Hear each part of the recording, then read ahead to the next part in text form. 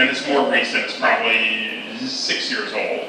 And I'll even say the client, because I adore the client. I was asked to design corporate literature and a website and stuff for perhaps the most prestigious law firm in New York, Refusés, Salon, and more.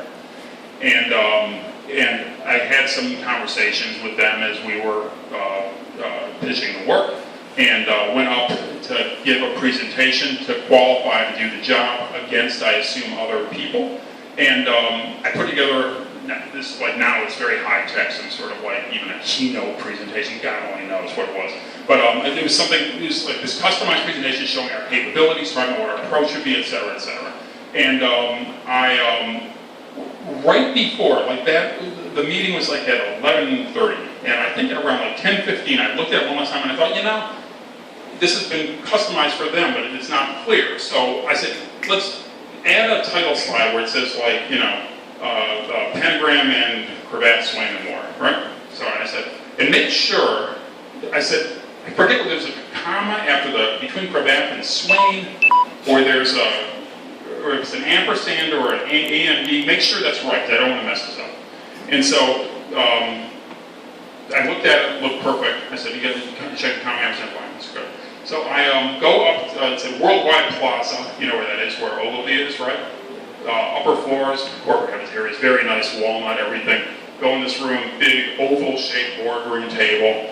You know, that moment where I'm like, I believe I was all by myself. I usually do presentations all. Well, after that one, I almost brought my daughter too. I sort of made a policy when possible, just go all by yourself, so there's no one who can contradict you when they ask how it went, right?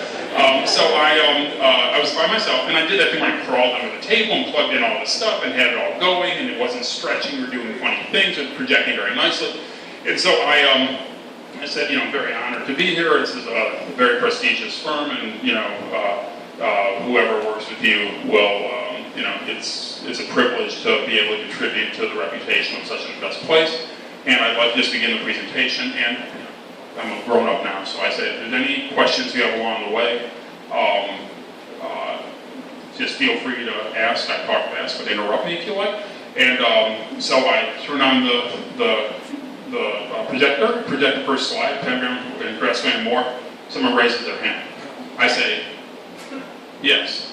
They said, why did you spell Swain with an E on the end?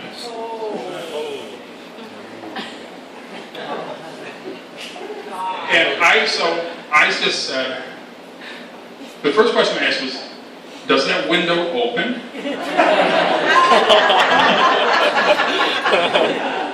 Then I said, seriously, I can make this really simple for you. You guys live and die on accuracy and every single thing being perfect. I've just more or less set myself in fire in front of you, and in my mind, disqualified myself for this work. So you can have, I'll give you back this hour that you had scheduled for my thing. You can devote it to something more productive than this, okay? And they said, no, go ahead. And so I went ahead and made the presentation with somewhat shakily. I'm like, I didn't know what, you know, Christ, I was like slide number one. It was like 60 slides long. What else awaited me to say? But I got through the whole thing. And then, you know, submit a proposal, this and the other thing, and then, you know, a week or so later, they called me up and they say, you got the job. And they said part of what made it, the reason I got the job was because we admired the way that you handled that error at the beginning. We redesigned the website, designed all the literature for them. We had a party at the end, and it was really fun because I said to my partner Lisa Straussfeld, we should do something fun, like make a T-shirt that says pentagram, cravat swing, and more, and spell both names wrong. And so we went and we said, we have a present for you. And they said, we have a present for you too. And we both pulled out the same T-shirt.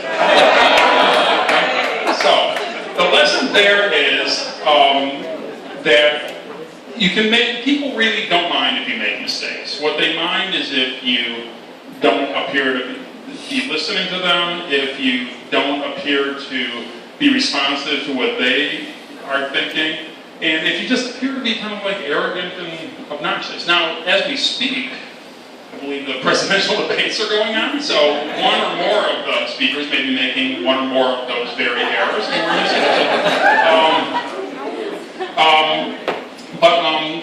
we're not running for president, we're just trying to sell a logo now. That the world doesn't depend on it quite as much, but we may as well get it right. So I hope all of you do, and I hope you never have presentations like mine, and thank you very much for your